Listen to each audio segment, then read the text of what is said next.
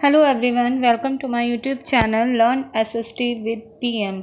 आज मैं मधु शर्मा आपके लिए एक नया चैप्टर लाई हूँ। क्लास 8 का हिस्ट्री का टॉपिक है ये। द नेशनल मूवमेंट पार्ट 1 है ये। 1885 टू 1918 का जो टाइम पीरियड था, उस टाइम पीरियड के बारे में हम इस टॉपिक में डिस्कस करेंगे। इस टॉपिक में हमारे नेशनल मोमेंट्स के बारे में बताया गया है कि किस तरह से जो नेशनलिज़म है वो किस तरह से ग्रो हुआ। बेसिकली जो नेशनलिज़म है वो क्या है। नेशनलिज़म एक फीलिंग थी जो अपने नेशन के लिए, अपने देश के लिए जो होती है हमारी, जिसमें एक देशभक्ति होती है, पेट्रियोटिज़म होता है, डिवोशन होता है। और उस टाइम पर अगर हम देखें तो किस तरह से ग्रोथ हुई थी नेशनलिज़म की। बहुत सारी कंट्रीज़ में, जैसे एशिया, अफ्रीका, जो एशिया और अफ्रीका के जो बहुत सारे कंट्रीज़ थे उनमें इसी तरह की कुछ फीलिंग आ गई थी। लोगों ने जो फॉरेन रूल था उनके अगेंस्ट फ़ाइट लड़ना शुरू किया था, और जिसकी वजह से बहुत सारे जो नेशन थे, न्यू एमरजेंस हुआ, नया उसमें उदय हुआ, उसका रिज़ल्ट निकला। तो जो हमारे कंट्री में जो ग्रोथ ऑफ नेशनलिज़म था वो भी कहीं ना कहीं उसी का ही एक रिज़ल्ट था। बहुत सारे ऐसे फैक्टर थे जिनकी वजह से हमारे कंट्री में भी नेशनलिज़म हुआ। Political, economic, social and cultural, जिनकी वजह से हमारे कंट्री में भी जो 19th सेंचुरी के आसपास ही, जब 19th सेंचुरी जब ख़त्म होने वाली थी, उसके आसपास कुछ इस तरह के कंसीक्वेंसेस हुए जिनकी वजह से नेशनलिज़म की फीलिंग जो थी वो लोगों में आ चुकी थी। अब इसके लिए फ़र्स्ट ऑफ ऑल आता है हमारे पास political and administrative unification of India, जिसमें हमारा ये जैसे कि हमें सबको पता है कि जो हमारा पूरा इंडिया था उस टाइम पर ब्रिटिश गवर्नमेंट के अंडर आ चुका था। ब्रिटिश गवर्नमेंट ने अपना पूरा रूल कर चुके थे, एडमिनिस्ट्रेशन पूरा इस्टेब्लिश कर चुके थे, सब कुछ। तो हमारे जो लोग थे उन्होंने एक पॉलिटिकल यूनिटी की एक नई फीलिंग, एक नई सेंस के बारे में उन्होंने महसूस किया, जो कि यूनिफॉर्म लॉज थी और ऑल इंडिया एडमिनिस्ट्रेटिव मशीनरी जो थी, जो कि पूरी कंट्री को एक नेशन में बुन रहा था जिसने। तो ये भी एक कारण था जिसकी वजह से नेशनलिज़म की लोगों में फीलिंग आई। और जो उस टाइम पे, क्योंकि जो मॉडर्न मीन्स थे, जो ट्रांसपोर्ट के जो साधन थे और जो कम्युनिकेशन के जो मीन्स थे, उन सब चीज़ों ने लोगों को एक दूसरे के आसपास ला दिया था, और वे अब एक दूसरे से बातचीत कर सकते थे, एक दूसरे की परेशानियों को भी समझ सकते थे, फेस कर सकते थे। और जो एजुकेटेड इंडियंस थे, वो जो कंट्री के दूसरे पार्ट्स में जो रह रहे थे, वो भी एक दूसरे से बात कर सकते थे। एक दूसरे के जो नेशनल इश्यूज़ थे उन पर भी वो एक दूसरे से बात कर सकते थे। तो ये भी एक कहीं ना कहीं कारण था नेशनलिज़म की ग्रोथ का। और नेक्स्ट आ जाता है इकोनॉमिक एक्सप्लॉयटेशन। इकोनॉमिक एक्सप्लॉयटेशन के अंडर जो हमारे इंडियन पीजेंट्स जो थे, किसान जो थे, वो गरीब ही रह गए थे, क्योंकि जितनी भी जो पॉलिसीज़ आई थी इकोनॉमिक, वो सब की सब सिर्फ़ और सिर्फ किसानों को, उन पॉलिसीज़ की वजह से किसान और ज़्यादा कर्जे में डूबते चले गए। और जो हमारे एजुकेटेड यंग मैन थे वो भी गवर्नमेंट की वजह से बहुत ज़्यादा डिससेटिस्फाई थे। और जो हमारी इंडिया की जो वेल्थ थी वो भी इंग्लैंड में, बहुत सारे ऐसे तरीके थे जिनकी वजह से इंग्लैंड में जा रही थी। तो हमारे इंडिया में इस तरह की बहुत एक कारण थे बहुत सारे, जिनकी वजह से हमारे इंडियंस में नाराज़गी हो चुकी थी।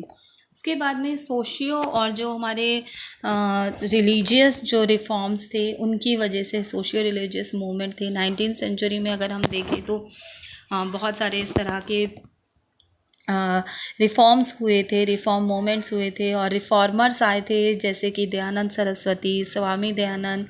और उन्होंने लोगों को ब्रेव बनने के लिए और बोल्ड बनने के लिए भी सिखाया। और ये जो रिफॉर्म मूवमेंट्स थे ये बहुत लंबे गए थे, जिसकी वजह से हमारे कंट्री में जो फॉरेन रूल के अगेंस्ट एक नेशनलिस्टिक फीलिंग आ चुकी थी लोगों में। और एक वेस्टर्न एजुकेशन का जो इन्फ्लुएंस था, नंबर 4 पर आ जाता है, इन्फ्लुएंस ऑफ वेस्टर्न एजुकेशन। जो एजुकेटेड इंडियंस थे उन्होंने लॉके, स्पेंसर, मिल, वॉल्टेयर के जो वर्क्स थे वो पढ़े थे, और वो उनसे बहुत ज़्यादा इंस्पायर भी हुए थे। अमेरिकन वॉर की इंडिपेंडेंस, फ्रेंच रेवोल्यूशन और जो इटालियन का यूनिफिकेशन था, तो वो इनकी वजह से बहुत ज़्यादा इंस्पायर भी हुए।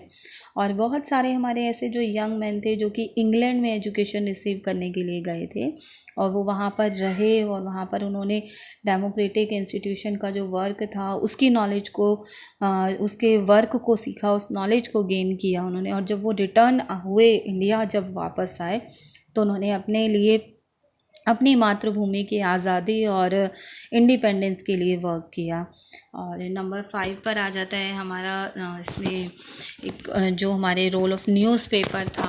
अब न्यूज़पेपर के लिए अगर हम देखें तो बहुत सारे ऐसे उस टाइम पर प्रिंटिंग प्रेस जो थे उन्होंने एक बहुत ही बड़ा रोल निभाया था पॉलिटिकल अवेयरनेस को करने में कंट्री में। जैसे कि बाल गंगाधर तिलक थे जिन्होंने फ्रीडम के मैसेज दिए अपनी राइटिंग्स के थ्रू, जिसमें केसरी और महारथा शामिल हैं। और भारतेंदु हरिश्चंद्र का एक आउटस्टैंडिंग वर्क देखने को मिल जाता है उनके भारत दुर्दशा में। और बंकिम चंद्र चटर्जी का जो नावल है आनंद मठ, ये भी उस टाइम पर पब्लिश किए गए। हमारे जो नेशनल सॉन्ग था वंदे मातरम, जो कि आनंद मठ से लिया गया। तो इस तरह से बहुत सारे जो लोग थे इन गानों की वजह से बहुत इंस्पायर हुए। और उसके बाद में आ जाता है एक रिप्रेसिव जो कॉलोनियल पॉलिसीज़ जो थी। लॉर्ड लिटन जो थे वो हमारे इंडिया के वाइसराय थे 1876 टू 1880 तक के टाइम पीरियड में। और 1877 में जो सिविल सर्विस की एग्ज़ामिनेशन की जो एज थी वो 21 से रिड्यूस करके 19 कर दी गई थी। अब क्योंकि 21 से 19 कर दी गई थी तो इसी वजह से हमारे जो इंडियंस थे वो इस एग्ज़ाम्स में कम ही अपीयर कर पाते थे। और इसीलिए जो नेशनलिस्टिक जो लीडर थे वो भी इसके अगेंस्ट थे। और गवर्नमेंट ने काफ़ी तरह से जैसे वर्नाकुलर प्रेस एक्ट लगा करके और आर्म्स एक्ट जो कि 1878 में इम्पोज करके उनको लगा करके अप्लाई करके लोगों को शांत कराने की कोशिश की। और बहुत सारे एडिटर्स जो थे वर्नाकुलर प्रेस एक्ट के अंडर उनको जेल में डाल दिया गया। तो इस तरह से काफ़ी सारा लोगों के अंदर गुस्सा और डिससेटिस्फेक्शन गवर्नमेंट के अगेंस्ट आ चुका था। और लास्ट में इनका आ जाता है जो एक कॉजेज़ में एल्बर्ट बिल कंट्रोवर्सी जो थी। एल्बर्ट बिल का जो था उसमें वो एक लॉ मेंबर थे वाइसरायज के एग्जीक्यूटिव काउंसिल के लॉर्ड रिपन के रूल में 1880 टू 1884 टाइम पीरियड में।